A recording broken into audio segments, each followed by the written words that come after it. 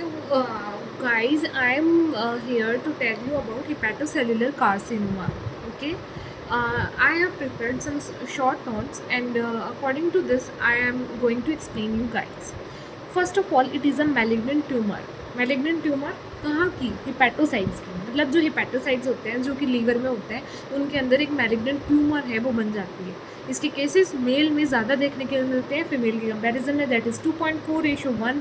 इथियोपैथोजेनेसिस की बात करेंगे, देन हम इसकी टॉपिक वाइज बात करते जाएंगे। सबसे पहले है इथियोपैथोजेनेसिस। सो अब इथियोपैथोजेनेसिस में हम इसके मेजर वंस एंड माइनर के बारे में अपन पता करेंगे कि क्या क्या कारण हो सकते हैं। मेजर के बारे में बात करें तो अगर अल्कोहलिक सिरोसिस है, ऑफ्लेटॉक्सिन है, क्रॉनिक हिपेटाइटिस है और नॉन अल्कोहलिक स्टीरेटोहिपेटाइटिस है, तो ये मेजर क्राइटेरिया होता है किस चीज़ का? हिपैटोसेलुलर कार्सिनोमा का। हिपैटोसेलुलर मतलब लीवर से रिलेटेड है। ज़्यादा अल्कोहलिक मतलब यूज़ करने से अगर लीवर में सिरोसिस बन गया है, अफ्लेटॉक्सिन अगर आपकी है, क्रॉनिक हिपेटाइटिस है या फिर नॉन अल्कोहलिक स्टीरेटोहिपेटाइटिस है, तो आपको मेजर जो क्राइटेरिया है हिपैटोसेलुलर कार्सिनोमा बनने का। फिर आता है माइनर में हीमोक्रोमैटोसिस। ये क्या होता है? एक पिगमेंट होता है, विल्सन डिजीज़, एक लीवर में कॉपर क्योर्ड का मोर एंड मोर डिपोजिशन होता है, उसकी वजह से होती है। जीएसडी बोले तो जो ग्लाइकोजन स्टोरेज डिजीज़ है, as glycogen is stored in the liver, so glycogen storage disease है, या फिर कॉपर की बीमारी है, या फिर कोई पिगमेंट से रिलेटेड है, या कोई फीमेल ऑरल कॉन्ट्रासेप्टिव्स का यूज़ कर रही है, या फिर स्मोकिंग अगर आप ज़्यादा करते हैं। In that case, all these will lead to hepatocellular carcinoma. One of the minor reason is alpha-1 antitrypsin deficiency. Okay, so ये इस तरह के 4 क्राइटेरिया और 6 क्राइटेरिया इस तरह के बनते हैं फॉर हिपैटोसेलुलर कार्सिनोमा। अब अपन बात करें इसकी पैथोजेनेसिस।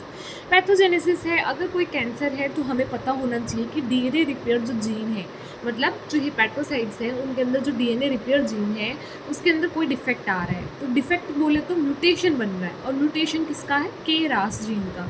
अब ये होता क्या है केरास? ये एक प्रोटो ऑन्कोजिन है जिसमें म्यूटेशन होने की वजह से ये ऑन्कोजिन दैट इज़ कैंसर में कन्वर्ट हो जाता है, कैंसीरियस जीन में कन्वर्ट हो जाता है, जिसकी वजह से आपको कैंसर होने के चांसेस बढ़ जाते हैं। अब ना अगली बात अगर अपन बात करें तो इसमें ऐसा होता है कि HBV का जीनोम है, अगर वो HBV का जीनोम मतलब क्या है? हेपेटाइटिस बी वायरस है, अगर वो हमारे हिपैटोसाइट मतलब बोले तो लीवर का जो सेल है उसके जीनोम से अगर ऐड हो जाए तो उसकी वजह से हमारे जो ट्यूमर सप्रेसर जीन है, ट्यूमर सप्रेसर जीन का नाम क्या है? TP53, उसका इनएक्टिवेशन हो जाएगा।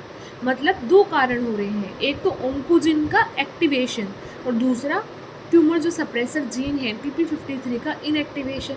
इन दोनों की वजह से हमें क्या हो सकता है? Hepatocellular carcinoma. So what are the reasons कि अगर ट्यूमर सप्रेसर जीन का तो इनएक्टिवेशन, कौन सा? TP53 का, और केरास का mutation that is oncogenic transformation, this can lead to hepatocellular carcinoma. So what are this? These are the genetic pathogenesis. Okay, now I'm going to tell you about epigenetic classification. In this there is a c-MYC amplification. c-MYC इस तरह का मतलब gene है, अगर उसका amplification होता है, protein का एम्प्लीफिकेशन होता है, तो आपको हिपैटोसेलुलर कार्सिनोमा हो सकती है। दूसरा टीलोमरेज है, उसका अगर आपने क्या कर दिया? एक्टिवेशन। अब टीलोमरेज का अगर एक्टिवेशन होगा तो कोई भी सेल है वो इमोर्टल बोले तो मतलब उसको मरेगा नहीं वो सेल, मतलब उसमें अमरता का वरदान टाइप मिल जाएगा, तो क्या होगी? कैंसर ही होगी। तो ये है एपिजेनेटिक क्लासिफिकेशन। तो हमने क्या पढ़ा? हमने पढ़ लिया इसका introduction and then etiopathogenesis. Now we are going to learn about pathogenesis. Now morphology. अब दिखेगी कैसे, हमें कैसे पता चलेगा? देखिए, अगर हिपैटोसेलुलर कार्सिनोमा है तो भर भर के बाइल प्रोडक्शन होगा। क्या बनेगा? बाइल प्रोडक्शन है वो भर भर के होगा। इसका हॉलमार्क मतलब यही है, हॉलमार्क फीचर क्या है हिपैटोसेलुलर कार्सिनोमा का? कि भर भर के बाइल प्रोडक्शन है वो हो रहा है। दूसरा, बाइल प्रोडक्शन हो रहा है। दूसरा हम बात करेंगे कि इसमें ग्रॉस जो है फीचर्स अगर अपन देखेंगे तो हमें दिखेगा कि लीवर है उसकी साइज़ है वो बढ़ती चली जा रही है, बहुत ज़्यादा बढ़ रही है। वो 3 तरह से बढ़ सकती है। सबसे पहले यूनिफोकल, अगर यूनिफोकल बोले तो कि एक तरह से यूनिफोकल इन्लार्जमेंट हो रहा है सेल का, या इस तरह से कि सर्कमस्क्राइब्ड है वो, इस तरह से गोल गोल मतलब बढ़ता जा रहा है, तो ट्यूमर लार्ज सर्कमस्क्राइब्ड सिंगल मास में अगर बढ़ रहा हो। दूसरा, छोटी छोटी गांठें बहुत सारी बन रही हो, जिससे मल्टीपल नोड्यूल्स हैं, अलग अलग उनकी साइज हो सकती है। और तीसरा ये होता है डिफ्यूजली इनफिल्टरेटिव, दैट इज भर भर के पूरे एंटायर लीवर को या फिर large part of entire liver को वो इन्वॉल्व कर रही हो। तो क्या पढ़ा हमने, या तो पर्टिकुलर एक लीजन हो, दूसरा बहुत सारे मल्टीपल लीजन्स हो, या फिर पूरे के पूरे लीवर को इन्वॉल्व कर लिया हो। तो ये हो जाएंगे इसके ग्रॉस फीचर्स। अब हम बात कर रहे हैं इसका कलर।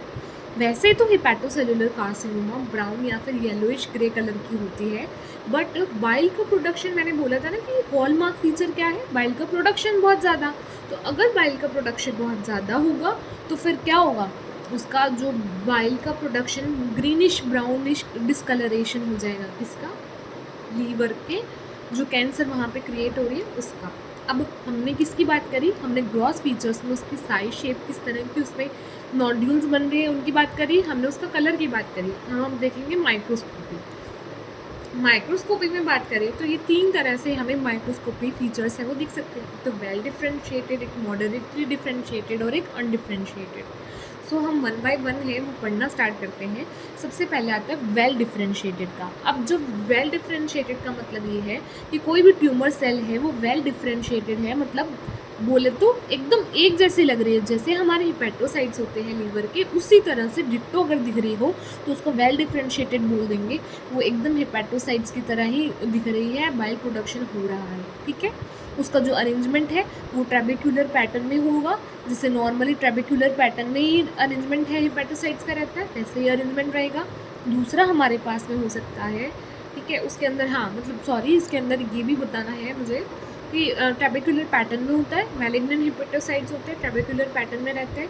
इसमें जो न्यूक्लियस है वो काफ़ी बड़ा दिखता है और हाइपोक्रोमैटिक दिखता है। उसके बाद में मॉडरेट वाले पे बात करें तो 2 तरह से दिखता है, सॉलिड और साइरनस वेराइटी। तो सॉलिड है तो सॉलिड से ना पता चल रहा है कि इसमें सॉलिड में क्या होगा कि उसके अंदर फाइब्रोस्टोमा वगैरह प्रेजेंट रहता है, तो वो सॉलिड बन जाता है। और साइरस वेराइटी को क्या बोलेंगे कि इसमें जो है वो अपनी शेप को और जो सेल की साइज़ और शेप है उसका बदलता रहता है, बाइल प्रोडक्शन भी कम हो सकता है। जबकि हमने जो पहला पढ़ा था कौन सा, वेल डिफ्रेंशिएटेड, उसमें बाइल का प्रोडक्शन अच्छा होता है, मॉडरेट में मॉडरेट मतलब कम होता है। अब हम बात कर रहे हैं तीसरे नंबर पे। तीसरे नंबर पे बात करेंगे तो कौन सा मिलेगा हमें, अनडिफ्रेंशिएटेड हिपैटोसेलुलर कार्सिनोमा। इसमें होता क्या है, अनडिफ्रेंशिएटेड है तो इसमें क्या होता है कि प्लियोमॉर्फिक सेल्स हमें मिलते हैं जो कि अपनी साइज़ एंड शेप को क्या करते रहते हैं, चेंज करते रहते हैं। तो वे शेप एंड साइज़ को चेंज करते रहते हैं। हमें जो कुछ बिजार लुकिंग सेल्स हैं वो दिखाई देते हैं, जाइंट सेल्स दिखाई देते हैं। अब हमने इसकी बात करी थी नॉर्मल इंट्रोडक्शन, फिर हमने इसके बारे में बात किया कि इसकी इथियोपैथोजेनेसिस, देन इसकी पैथोजेनेसिस, देन इसके ग्रॉस फीचर्स, देन हमने इसके microscopic features. Now we are going to learn about its clinical features. तो अगर किसी को हिपैटोसेलुलर कार्सिनोमा है तो वो पेशेंट में अपर एब्डोमिनल पेन होगा, अपर एब्डोमिनल पेन होगा, मेलाइज बोले तो फीलिंग ऑफ इलनेस फील होगा। पेशेंट का वेट बहुत जल्दी कम होता जाएगा, लीवर बढ़ा जाएगा, इरेगुलर हो जाएगा, उसमें नोड्यूल्स दिखने लगेंगे। हमने क्लिनिकल फीचर्स की भी बात कर ली है।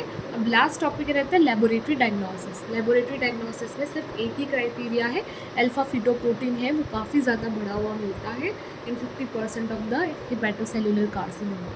So in this video we have already all discussed about its in general introduction, its major etiopathogenesis, its morphology, gross features, microscopic features.